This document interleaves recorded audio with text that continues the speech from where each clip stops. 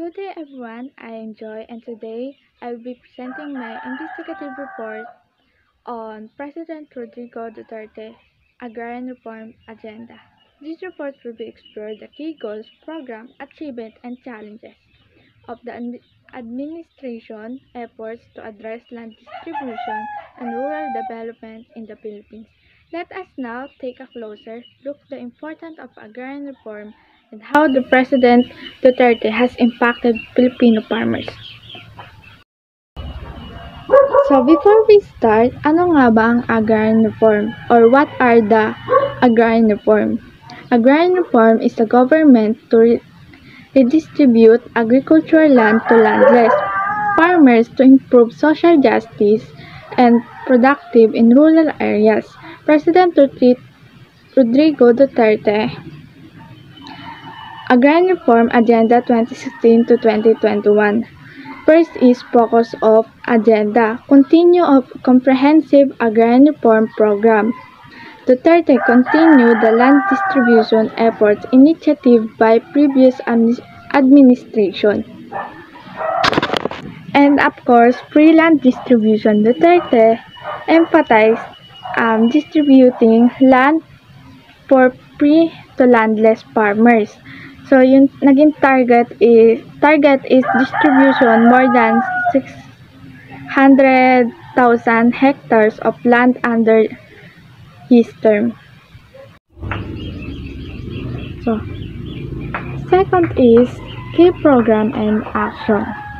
So Executive Order No. 75 2019 directed all government agencies to identify lands suitable for distribute, support service for farmers, farm input, tools, training, irrigation, and access to markets, land distribution events, public ceremonies where farmers receive land titles.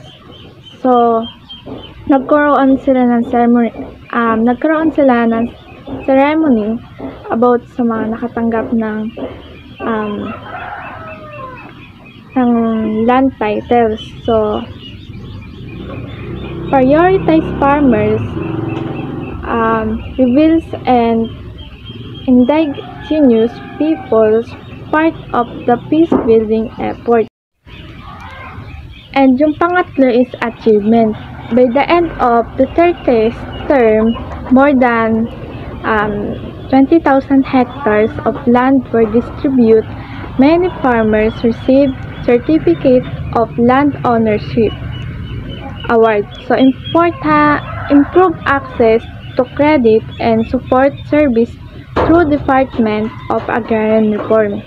So maraming farmers ang naka-receive ng landowner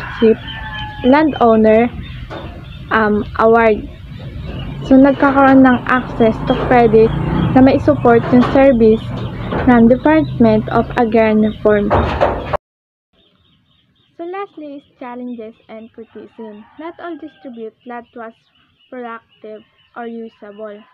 So bureaucratic delays in processing titles some group criticize. So the pace and sustainability of reforms support. Service weren't always sufficient or timely. While President Duterte Agrarian Reform Agenda has made notable progress in land distribution and farmer support, several challenges in implementation in remains. So maraming natulungan or mga farmers na nabigyan ng mga titles, land titles ng ownership. So nagkaroon din in summary nagkaroon ng mga program or na mga public program para sa mga farmers na nagkaroon din sila ng mga kagamitan na tulong tulad ng mga tools na ginagamit sa mga magsasaka.